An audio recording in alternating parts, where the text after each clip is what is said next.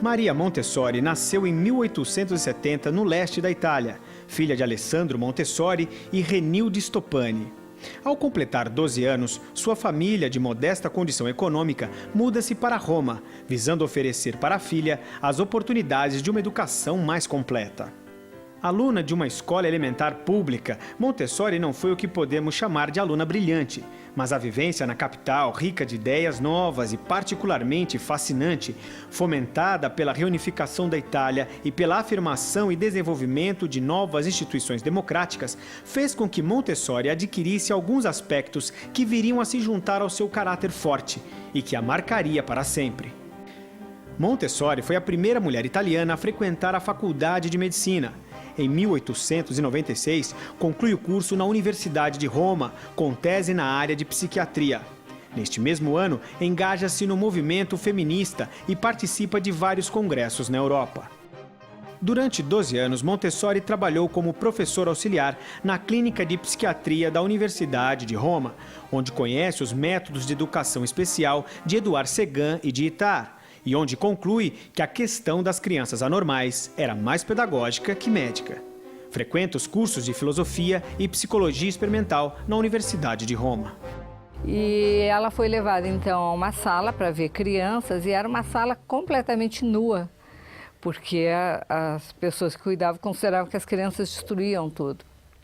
E a pessoa disse que se sentia muito chocada, porque traziam para as crianças refeições e depois que eles comiam, eles se jogavam no chão, catando as migalhas de pão que tivessem ficado por ali. E a Montessori se deu conta que, na realidade, eles buscavam aquilo porque era a única coisa que eles tinham para manipular. E então selecionou algumas dessas crianças e levou para o atendimento na clínica e percebeu que elas tinham sim condição de aprendizagem, que na realidade elas, jogadas absolutamente sem estímulo, elas não aprendiam, mas que elas tinham condição de aprendizagem. E a partir disso ela começou a lutar pelo direito de todas as crianças terem uma possibilidade de aprendizagem, terem uma escola, instituições médico-pedagógicas que atendessem a essa escola.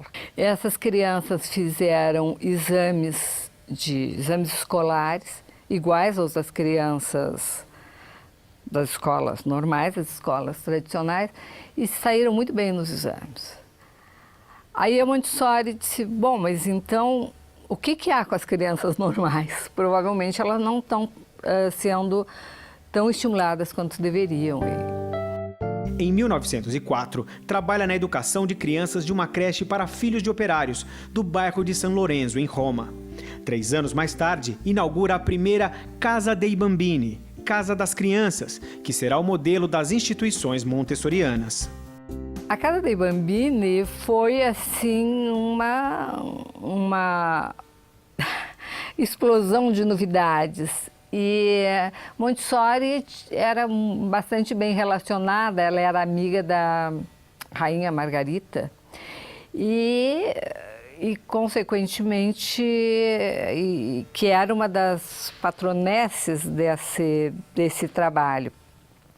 E as pessoas começaram a visitar a escola e a se impressionar, porque quando Montessori fez o discurso inaugural da Casa dei Bambini, que ela dizia o que esperava e que na realidade não tinha nem muitos dados para esperar, era uma esperança, não era uma expectativa, as pessoas ficaram impressionadas, porque as crianças entraram nessa cerimônia de inauguração vestidas num uniforme, muito constrangidas, desconfortáveis, de mão dada, meio que caíram, choraram.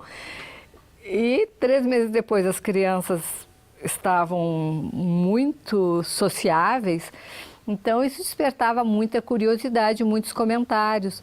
E embaixadores começaram a visitar a escola e começaram a vir pessoas, inclusive, de fora, para conhecer a escola. Então, em 1909, Montessori promoveu o primeiro curso de pedagogia científica, né? E realmente tem uma influência muito grande, até porque Muitas das coisas usadas até hoje em educação infantil, embora Montessori não receba crédito por elas, na realidade são originárias do trabalho de Montessori. Em 1909, publica o livro O Método da Pedagogia Científica. Abandona o trabalho como médica e passa a se dedicar exclusivamente à pedagogia. As escolas públicas italianas e suíças adotam o método montessoriano. Começa uma série de viagens para Itália, Estados Unidos, Inglaterra e Espanha, com o objetivo de divulgar suas ideias e capacitar professores. Em 1919, durante um encontro com professores em Londres, apresenta materiais pedagógicos específicos para crianças entre 6 e 11 anos. A seguir, é nomeada supervisora das escolas italianas.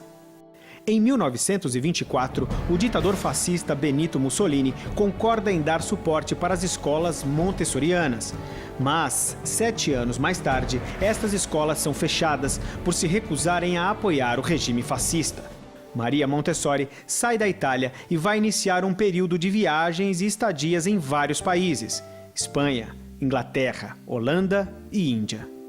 As escolas montessorianas disseminam-se por mais de 30 países. Em 1949, é publicado o livro Mente Absorvente. Em 1950, os livros A Formação do Homem, Para Educar o Potencial Humano e O que Você Precisa Saber sobre Seu Filho. Maria Montessori faleceu em 1952, na Holanda.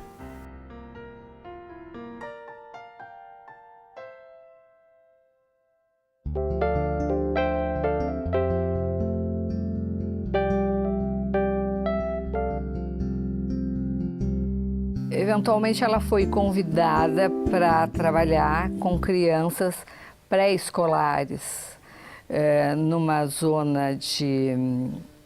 num bairro pobre, numa zona praticamente de favela, onde uma companhia habitacional tinha construído edifícios para a classe trabalhadora e que preferencialmente vendiam esses apartamentos, alugavam esses apartamentos para casais que ambos trabalhassem. Mas aí os filhos desses casais menores de 7 anos ficavam soltos e depredavam os prédios, sujavam as escadas, enfim. Então eles resolveram ter em cada conjunto habitacional uma grande sala para reunir aquelas crianças. E acharam que a Montessori era uma pessoa interessante para trabalhar com as crianças.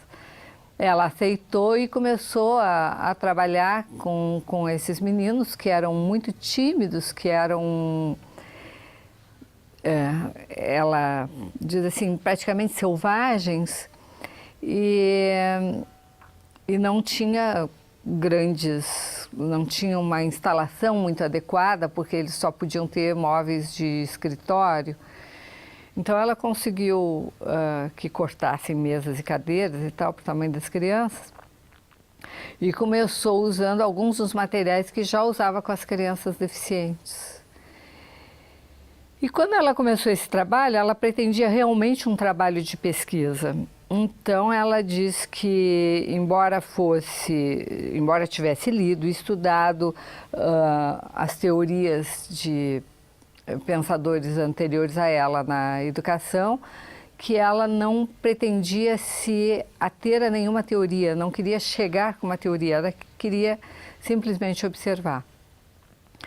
E tinha as pressuposições comuns da época, de achar que a criança tinha estabilidade de atenção, criança pequena, né? E que ainda muita gente pensa, e que na realidade só poderiam ser alfabetizadas por volta dos 7 anos. E observando essas crianças, ela foi percebendo situações muito diferentes. Foi percebendo nas crianças um anseio de dignidade pessoal, amor ao trabalho, desejo de aprendizagem, e percebeu uma evolução social muito importante. Isso fez surgirem novos critérios.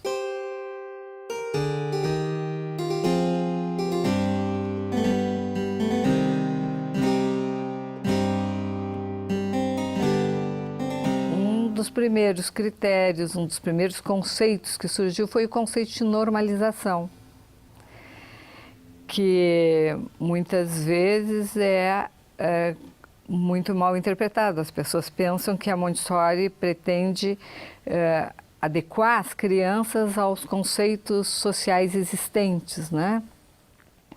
E não, na realidade, o que ela considera é que se conseguirmos desbloquear as energias da criança, se conseguirmos modificar o ambiente de modo a que a criança tenha liberdade, seja muito respeitada, ela vai ser naturalmente gentil. Todas aquelas características que ela tinha descoberto. Ela considerou que o ambiente que ela tinha proposto tinha levado as crianças a ficarem normais, ou seja, gentis, naturalmente educadas, com amor ao trabalho.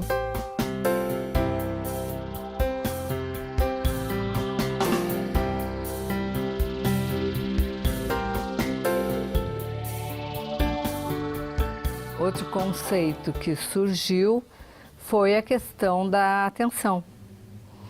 Um dos materiais Montessori são os encaixes sólidos, que são blocos de madeira com cilindros que são encaixados. São 4 blocos e os cilindros variam em 2 dimensões, né, grossura e altura, e essa variação é diferente em cada bloco.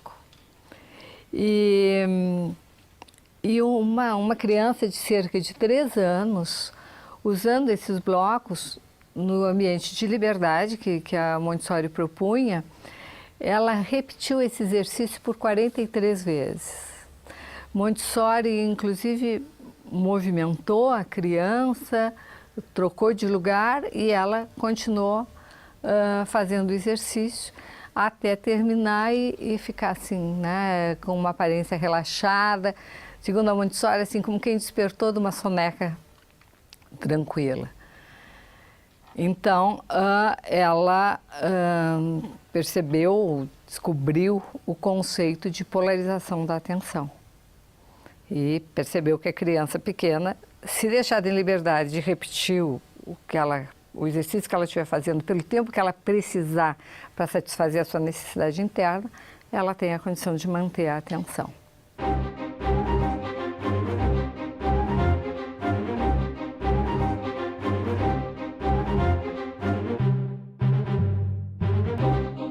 Além desses 2 conceitos, Montessori, a partir deles, estabeleceu claramente o conceito de ambiente.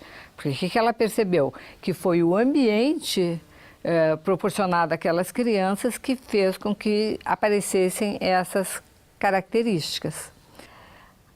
O mais importante é a liberdade da criança, a oportunidade de escolher com o que quer trabalhar e por quanto tempo quer trabalhar com aquilo. A criança não deve ser interrompida. Muitas vezes nas escolas tem uma coisa assim de propõe, mas e logo em seguida propõe outra coisa, acaba sendo uma hiperestimulação sem dar tempo a que a criança realmente cumpra todo o ciclo de trabalho.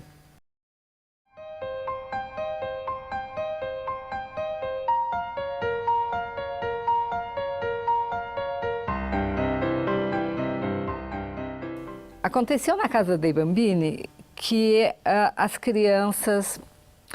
Talvez eu tenha que contar um pouquinho mais a história. Os pais, vendo que as crianças tinham progredido tanto e aprendido com tanta facilidade, começaram a pedir à Montessori que ela trabalhasse conteúdos escolares com eles, que eles fossem alfabetizados.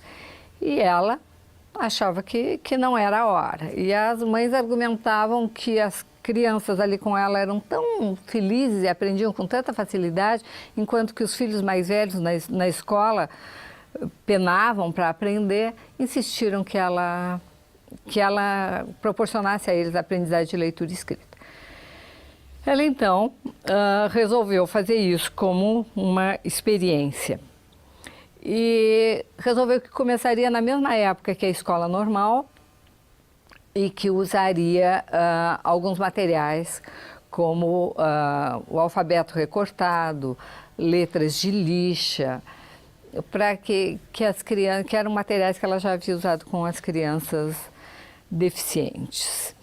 E também usava cartões de nomenclatura. Ela, na realidade, ela usava ao mesmo tempo um método fonético e um método global. Mas aí ela teve dificuldade para conseguir as tais de letras recortadas, se atrasou um pouco, mas enfim, em vez de começar no início de setembro, ela começou lá pela metade de outubro. E 2 meses e meio depois, 3 meses depois, essas crianças tiveram, as crianças ao redor de 4, 5 anos, tiveram a explosão da escrita. Estavam brincando com ela no terraço do edifício e ela sugeriu que uma criança fizesse um desenho e a criança disse, eu sei escrever. E começou a escrever, e quando aquela criança começou a escrever, vieram outros e outros começaram a escrever. E ela percebeu que as crianças começaram por escrever, mas também em seguida liam, e que liam em formatos de letras diversos. Naquele tempo tinham muitas vezes palavras escritas com letras mais floreadas, né? Diferentes tipos de alfabeto. E as crianças conseguiam abstrair aqueles detalhes floreados das letras e liam em outras letras, não apenas nas letras simples que ela tinha recortado. E ela se deu conta, então, que as crianças tinham uma forma de abstrair as informações do ambiente diferente da forma do adulto. E esta forma é uma mente absorvente, ou seja, a criança encarna aquela informação, incorpora aquela informação sem mediação de raciocínio, sem esforço lógico. Esse é um conceito extremamente importante, extremamente moderno e que absolutamente não era conhecido. Não era conhecido até porque as crianças não eram observadas nessas condições. Então, elas não tinham, isso não surgia, não aparecia.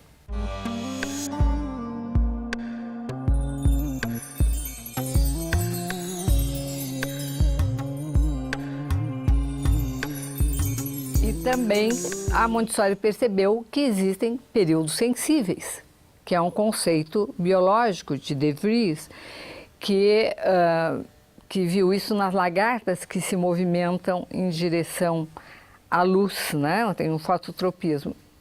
E existem muitos...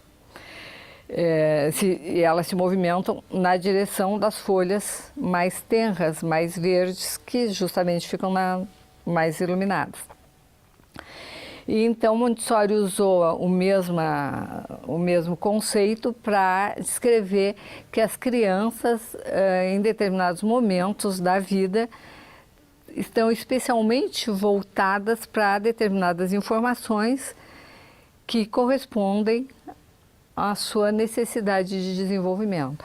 Idealmente, se nós pudermos oferecer à criança aquele objeto, aquela informação no momento adequado, a aprendizagem será muito mais fácil e muito mais profunda. É um conceito extremamente importante e que, na realidade, implica na liberdade. Porque se nós temos um currículo pré-determinado, nós estamos partindo de uma perspectiva de adulto. Porque, na realidade, assim, uma classe homogênea nunca é realmente homogênea. Aquelas crianças têm pelo menos 1 ano de diferença. E, além disso, diferentes padrões de desenvolvimento. Então, o que a Montessori propõe? Ela tem classes multidades. Então, numa classe para uma criança de 3 a 6 anos, tem uma gama de materiais que são adequados àquela idade, mas tem muito mais versatilidade, muito mais variação, muito mais oportunidade de cada criança procurar o que é necessário para si naquele momento.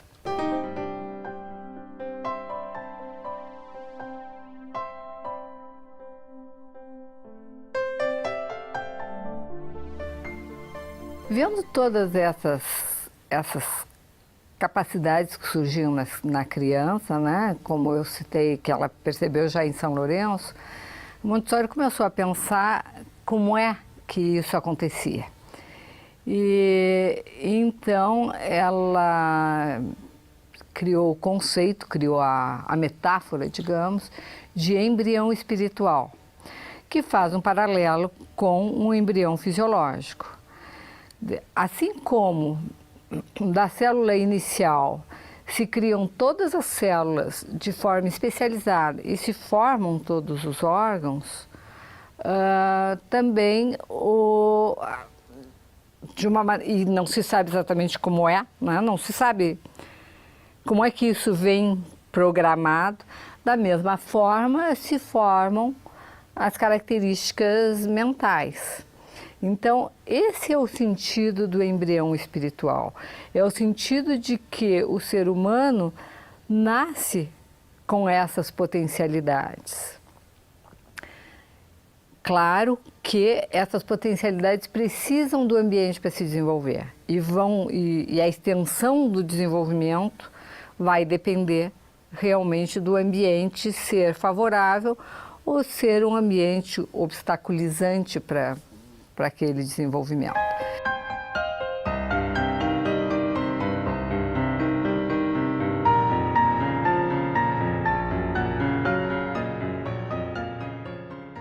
Então, eu acho importante frisar que esse conceito de embrião espiritual é um conceito biológico, né, que faz um paralelo com a biologia. Montessori, naquele momento, pensava que isso se desenvolvia a partir do nascimento. Atualmente, nós sabemos que já existe antes do nascimento, mas a forma como se desenvolve, como surge, é a mesma. E efetivamente não se pode saber exatamente o momento em que isso acontece. A gente sabe já que a criança intraútero reconhece a voz da mãe.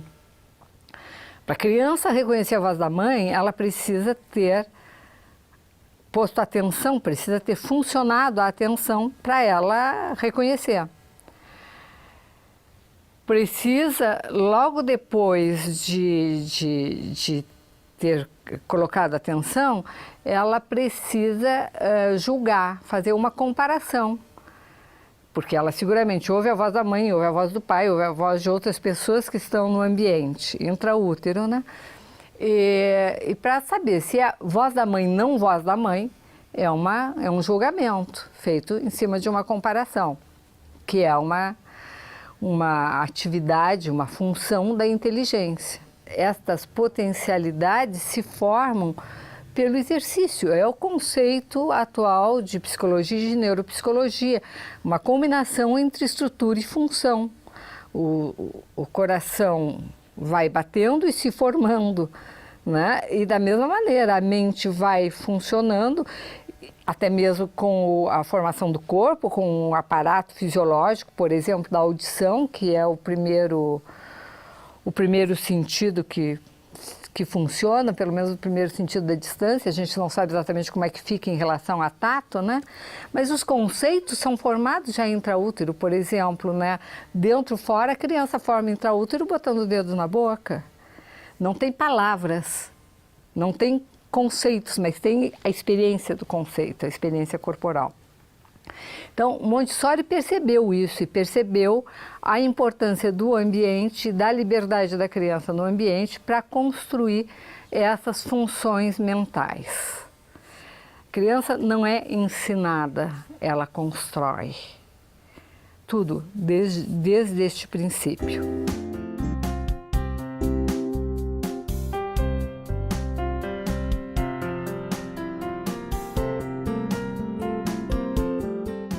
Então, Montessori considera que a imaginação também é resultado da observação do ambiente. Ninguém imagina uma coisa completamente diferente daquilo que alguma vez tenha percebido com os seus sentidos, né? É sempre uma composição que se for criativa, será uma coisa nova, mas que tem elementos que estavam estocados na mente daquela pessoa. E por este motivo, Montessori estabelece uma diferença importante entre imaginação e fantasia. Imaginação é baseada na realidade e é função que permite ao homem criar e, portanto, criar o progresso, criar todas as coisas que existem na nossa civilização. A fantasia é uma distorção da realidade e muitas vezes é usada para manipular a criança e leva à credulidade. Então, ela diz, por exemplo, que as figuras de Natal, Papai Noel, na realidade a criança não imagina, ela acredita. É uma credulidade que ela considera prejudicial. Então, Montessori propõe para a criança, a psicologia do desenvolvimento de Montessori, propõe um ambiente livre, adequado, estimulante, onde a criança realmente possa interagir, e isso por toda a vida, né? E é por isso que ela propõe as áreas de desenvolvimento que funcionam ao longo de toda a vida, né? Que as áreas pedagógicas que têm a vida prática, sensorial, a matemática, a linguagem e os assuntos culturais que abrangem a história, a geografia, a biologia, todas as coisas que a cultura humana conseguiu estabelecer.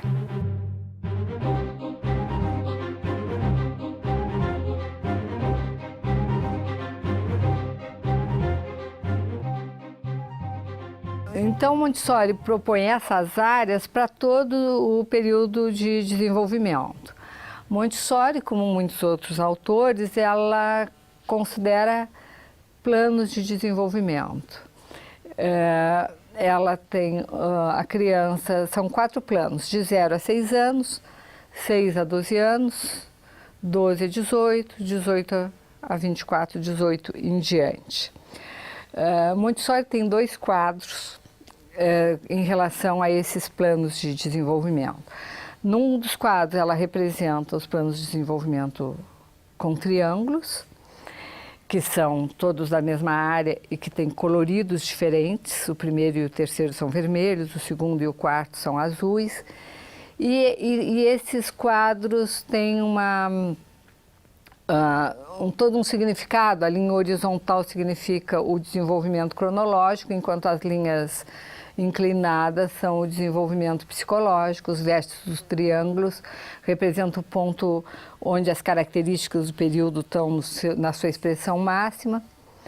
E na parte de baixo do quadro tem uma comparação com a educação, que é uma crítica à educação tradicional, onde com linhas grossas ela mostra assim a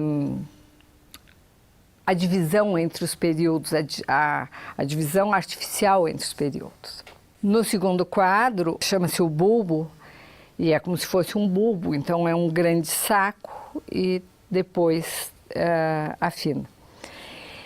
E eu acho muito interessante porque, para mim, esse saco representa justamente assim, o saco das potencialidades e das possibilidades com o qual o ser humano nasce, né? Acho interessante que não é muito diferente dos períodos de desenvolvimento propostos por outros autores. Montessori dá uma importância assim, fundamental ao primeiro período, do 0 aos 6 anos, que é o período de conformação do homem. Então, do 0 aos 6 anos é a formação do homem, depois é o desenvolvimento do homem. E esse é um período de grandes possibilidades. No entanto, acho importante frisar que a educação Montessori é uma proposta que abrange todos os períodos do desenvolvimento.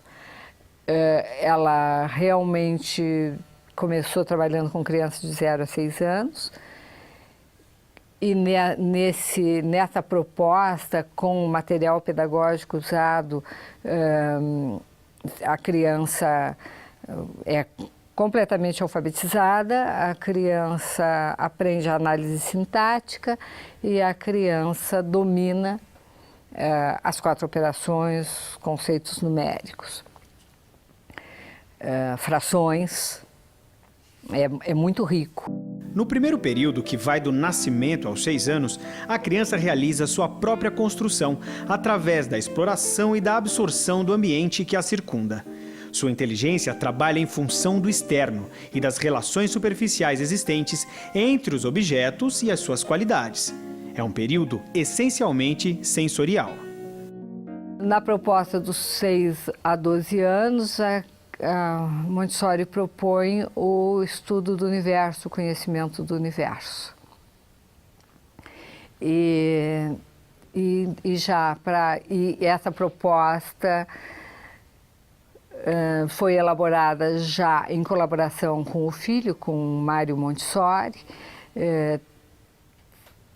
Tem como disparador grandes lições, histórias que o professor conta e a partir das quais a criança vai desenvolver pesquisas nas diversas áreas de conhecimento. Se pode até fazer se vê uma certa similaridade com pedagogia de projetos, só que seriam projetos individuais ou em grupos que que as crianças se escolheriam e projetos de livre escolha da criança, né? No segundo período, que vai dos 6 anos aos 12 anos, o jovem é capaz de relacionar os fatos à luz da razão, preocupando-se com o como e com o porquê das coisas. É a entrada no mundo da abstração.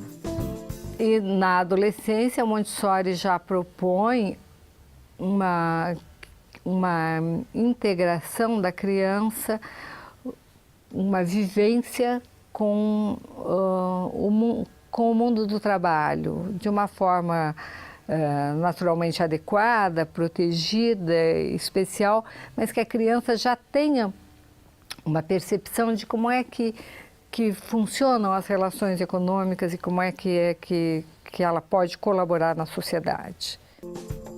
E no terceiro período, que vai dos 12 aos 18 anos, o mundo passa a interessá-lo sob um ponto de vista diferente. Procura aquilo que deve fazer, ou seja, desperta para o problema das causas e dos efeitos.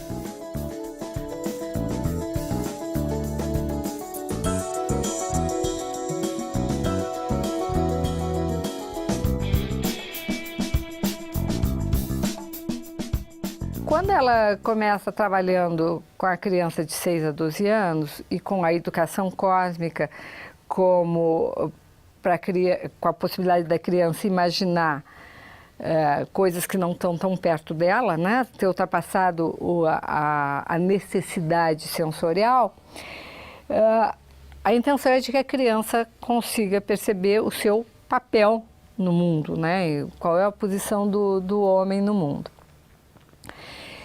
E aí ela começa trabalhando com as necessidades fundamentais que são universais. Todo mundo precisa comer, todo mundo precisa se abrigar, todo mundo precisa se vestir. E trabalha necessidades materiais e necessidades espirituais.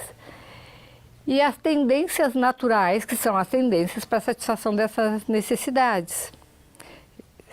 Especialmente atenção, exploração, orientação, organização, e que também são universais.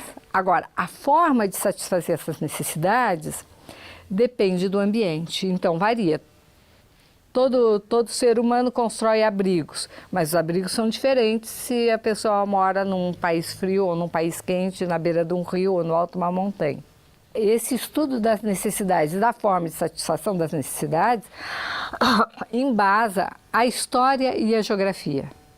E já começa com as crianças pequenas, onde na geografia, por exemplo, as crianças têm os mapas de quebra-cabeça dos continentes E aí vão estudar quais são os animais de cada continente, quais são os povos que vivem, quais são os tipos de abrigos. E isso, na realidade, é muito importante para a construção da paz. Porque, então, em vez de partir do outro é diferente de mim, e eu, então, me sinto desconfortável, desconfiado em relação àquilo que não conheço, se parte daquilo que é parecido. Quer dizer, quando se vai trabalhar o Japão com uma criança, é muito interessante vir com o que tem de tão diferente, mas nós temos que começar pelo que temos de semelhante, para estabelecer a empatia.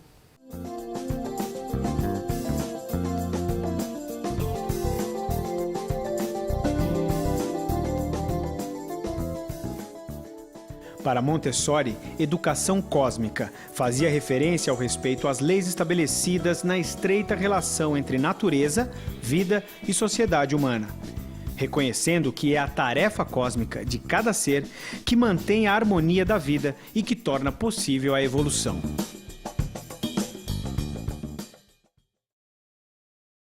Inicialmente, as pessoas pensavam que educação cósmica era o nome do currículo para crianças de 6 a 12 anos. Segundo Phil Gang, essa nunca foi a ideia de Montessori.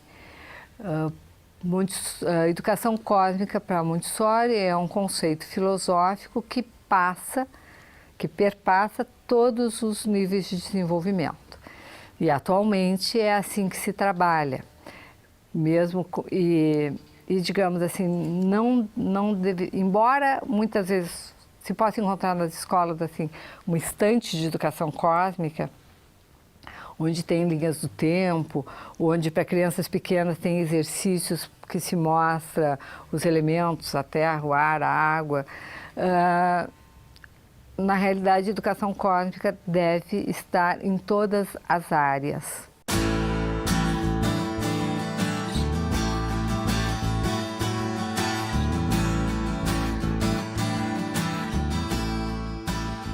Então, do ponto de vista técnico, a neuropsicologia, a psicologia atual confirma o conceito Montessori do embrião espiritual, a metáfora que ela usou, no sentido de que realmente se sabe que vai se formando junto a função e a estrutura.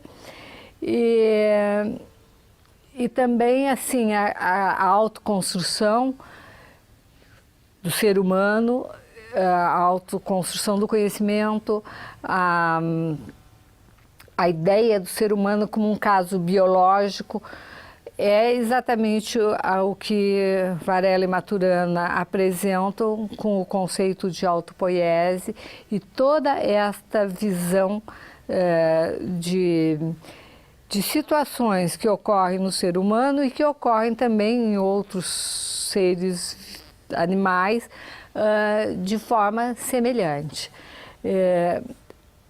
Atualmente, é acreditado, especialmente nos Estados Unidos, assim, que se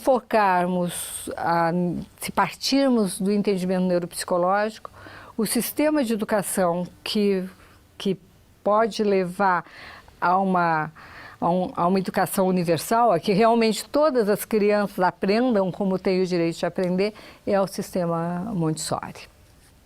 Então, realmente é muito importante que o sistema Montessori seja disseminado no Brasil, seja alcançado especialmente a população mais pobre, que tem mais dificuldades de inserção na escola, tal como ela está organizada atualmente.